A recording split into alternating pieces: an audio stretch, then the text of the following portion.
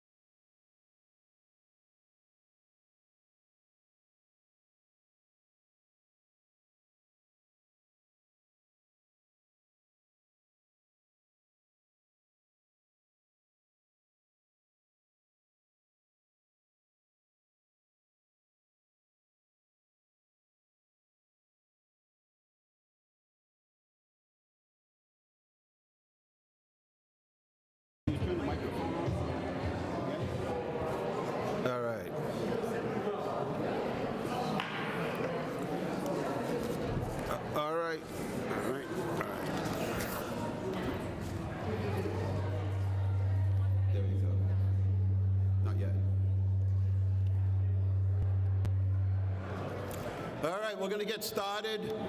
If you want to come forward, you can stand back there if you want, or you can come forward.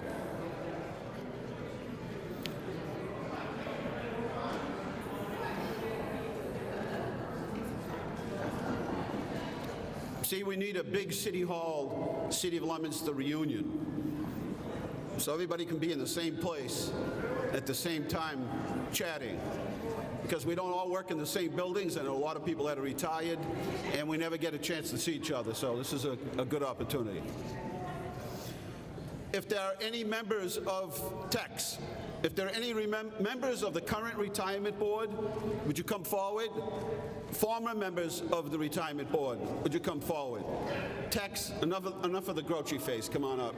Get TEX to come up here. Yeah, TEX is always like that. Where I get my bonus? This is where you get it. Come on, TEX. Current and former members of the retirement board. Come on, Chief, get them under control. I think we need to fight.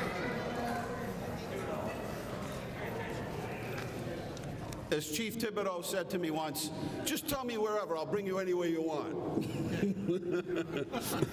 Well, we're here. We've arrived. Good afternoon, everyone. This is a special occasion. The reason we invited you all in is because this is really a team effort, and everybody can share in the congratulations. But I think everybody's heard me say time and time again that you can't just keep kicking the can down the road. Our kids and our grandkids aren't going to be saddled with debt that other communities will be facing around the state. Robert Frost could have been talking about Leominster when he talked about taking the road less traveled. While all cities and towns are faced with difficult choices, many followed a different path. When I first took office in 1994, the financial team and I developed a strong fiscal plan, and we stuck to it, which brought us to today. We took the road less traveled, and that has made all the difference in our community.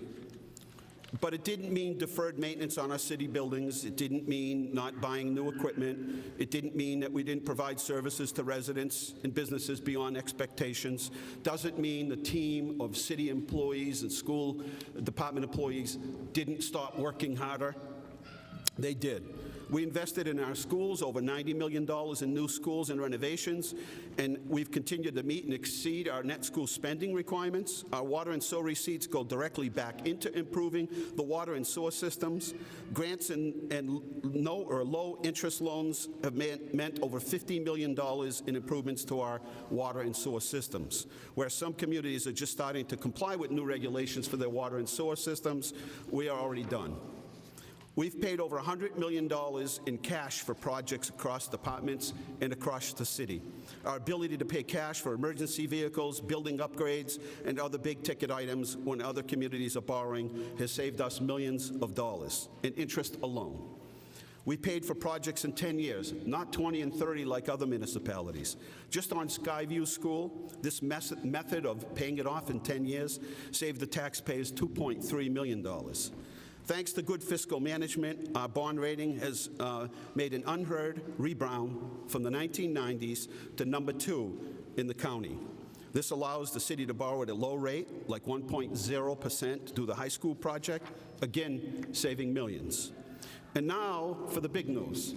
No, I'm not leaving. I know people are really excited, like, hey, the mayor's leaving. Let's have a party. Today is another example of how good fiscal management will keep Leominster strong for generations to come. How we will not place a burden on taxpayers in the future for the sins of the past. Today, we've had many discussions between many different groups in the city, retirement boards, we've had this discussion, but you know what? A real team effort. And at the end of the day, I want to tell you that we're making history here. As of now, we're the only city or town in the entire state, and maybe New England, that has a pension system that is 100% funded. Very few cities and towns across New England or across the country have reached this milestone. Now, it doesn't sound very exciting, but it means a whole lot of things. What it means is every year we were putting millions of dollars into this hole to try to fill it in the retirement system. And every year we're putting more and more, but we really weren't catching up. And so we decided to go on this more aggressive plan that would allow us to fully fund it. So what does that mean?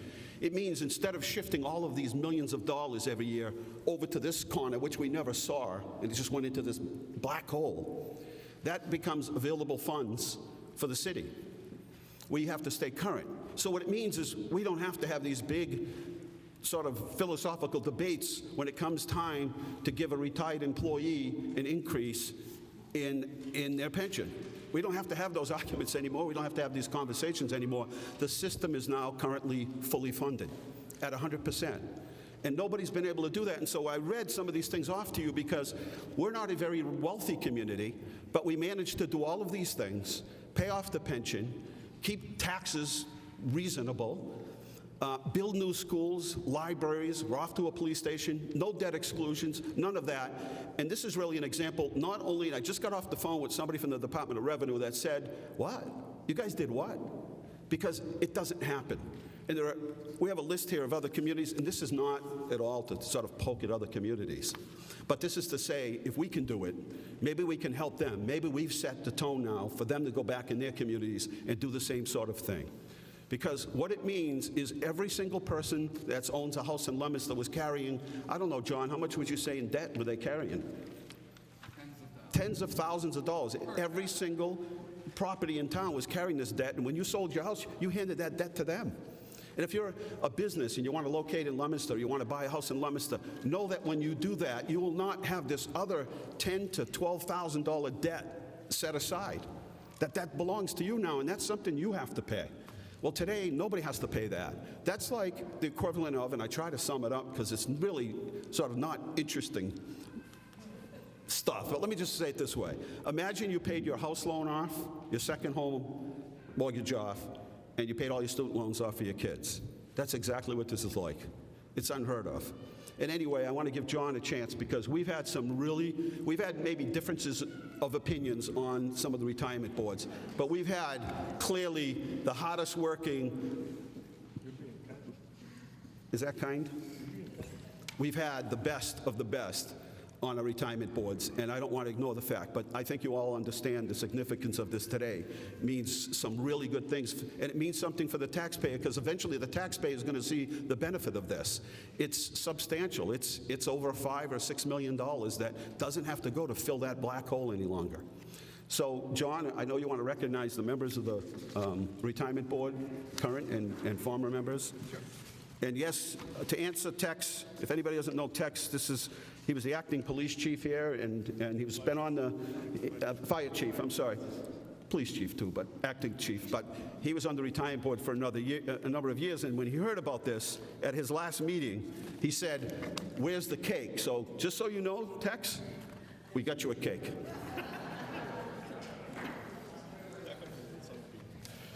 Well, thank you, Mayor. And really, thank you for your 25 years of support. Dean Mazzarella never kept his eyes off what the goal was. And we had many economic cycles during that time, which could have changed course. And he was steadfast, and he was the right man at the right time, and he still is, because as you know, the situations in most communities are dire. I'm here, I want to thank the mayor for having this little moment in time celebration, because we know, our assets are invested, so things happen, cycles happen. I've talked with the state about, letting us get some risk off, but as it stands now, we're market-based. So we're 100% funded. We're not 150% funded. So there'll still be potholes in the future, but I know under his leadership that we're going to be okay. And I look forward to the future. But I do want to thank the members of the retirement board that I have worked with. Now, I have to thank, to begin with,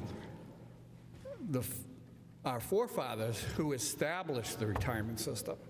I think that made an unbelievable difference, because it would have been easy for them to join the Worcester Regional Retirement System and kind of lose control, our self-control, which in my humble estimation would have been a disaster. As the Worcester Regional System, nothing to say about them, but the facts are they're 45.3% funded.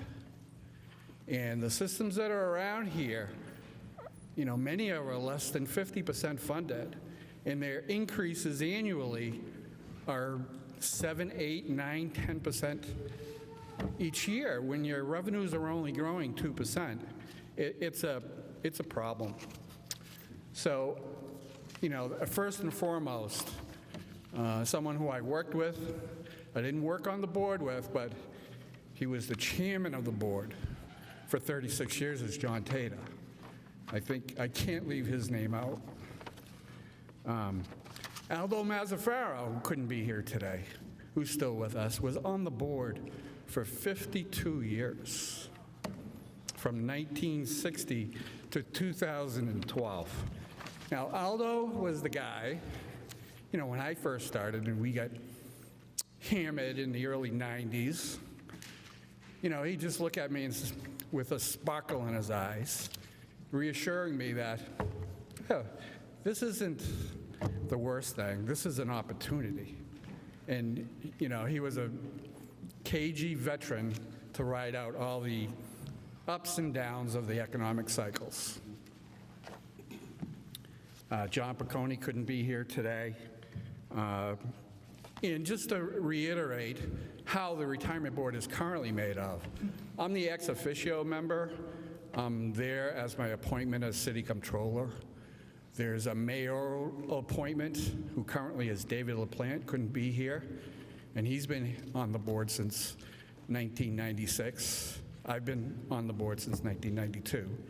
Then there are 2 elected members, and there's a 5th member who was appointed by the other 4. But when there's a disagreement on that 5th member, the mayor appoints and the council confirms, which we've had to use.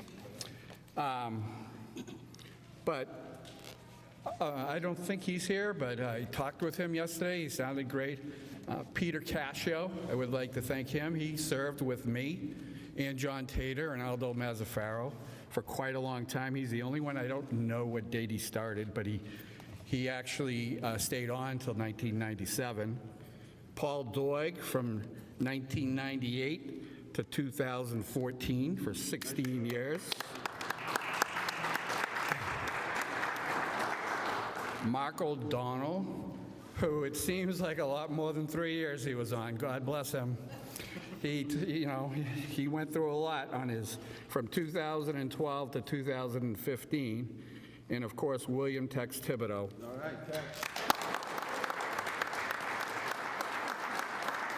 Now, we may have had disagreements on how to get there, but we certainly all agreed where we wanted to end up.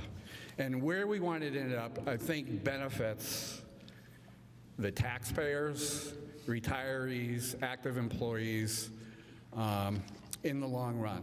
I know sometimes it seemed unbearable, and it was a tough road, but in the end, it was the right thing. It's the right thing to do, and I'm looking forward to the future. I also want to recognize our newest member, Jonathan Campagne, who just started, had his first meeting today. And also Douglas Farwell, who was the member appointed by the mayor and is a fantastic addition to the board and was confirmed by the city council.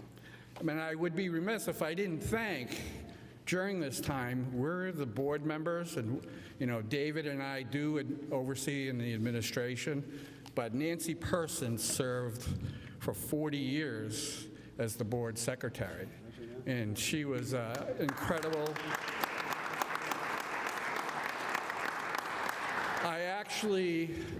A little story, I actually made sure that my 2 oldest daughters came during the summers to work near Nancy to learn that work ethic, to learn how serious of a worker, and she was just unbelievable. She was Mayor Crossman's daughter, and everything was City of Leominster. I want to thank Anna Hamblin, who was with us for a while, who is now the executive director of the Chicopee retirement system. And of course, we stole Erin Kelly, who's currently with us from the Worcester Regional, and she's helped by Kerry Boudreau, who used to be the director in the retirement system and now helps Erin out, and of course, Linda Savatelli. And I also want to mention, for all our retirees, our person who helps them with their health insurance is Wendy Larson, even though she doesn't work for us. That's it. So I just want to thank, again, the mayor. John Perry. And also, okay, John Perry. I wouldn't forget John Perry.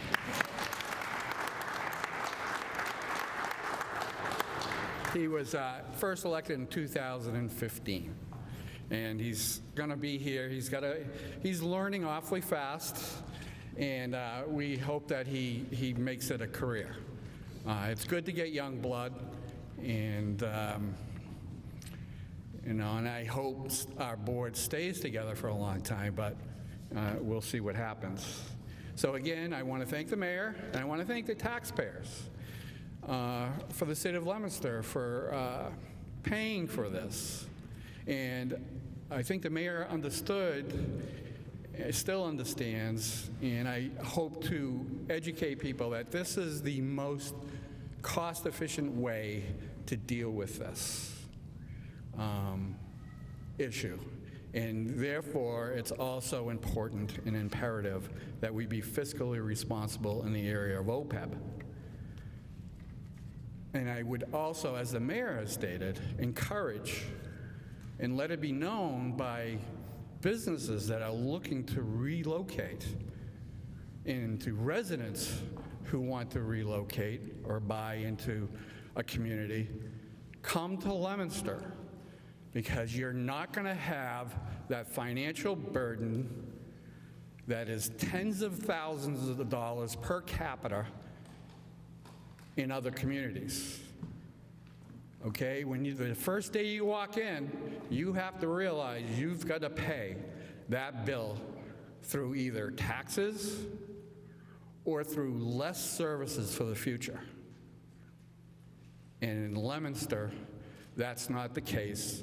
And I want to thank the employees for their patience in understanding in our journey, and to understand that it isn't completely finished, markets change, but what we are doing as a board is always in the best interest of the employees and the taxpayers and retirees of the city of Leominster. Thank you very much. John.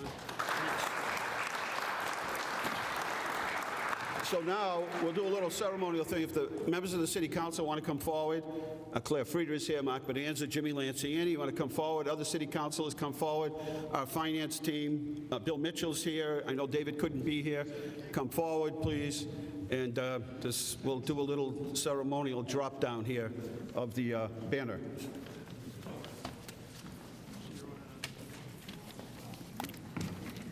All right.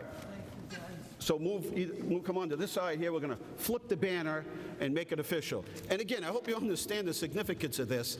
It doesn't seem very sexy or glamorous, but it is huge to be able to pay off debt like this, because it's really money that can go into other improvements in the city, can go back to the taxpayers, more money that goes back to the school department. I mean, this year alone, between the city's contribution, the state's contribution, and money that'll be freed up from paying off the pension, will be the largest amount of money that ever goes back to the school department.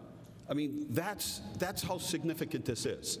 And in the end, a massive savings, substantial savings to the taxpayer. So if you want to come closer here, Mark, come head a chair of finance over here, and then come closer, and we're going to flip the banner. And then when we leave here, we have little waters over here filled with City of Leominster water, so nobody gets excited, but they say 100% on it, and then some chocolates that say 100%, and then the cake for Tex Thibodeau that says 100%.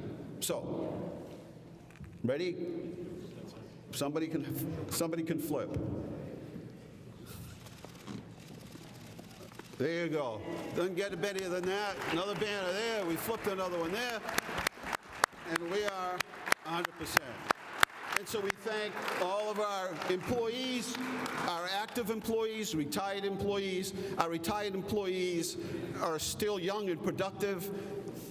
Robin, 44 years, and you still look like a teenage kid. Huh?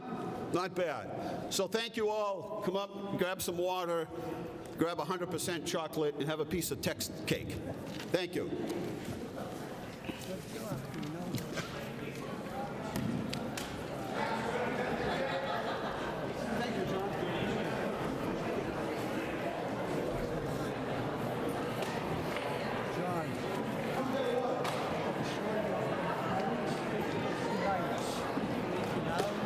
Hi, Claire. I know. Thank you. Thank you. Yes. Yeah. He mentioned it. Yeah, no, he mentioned it. I know.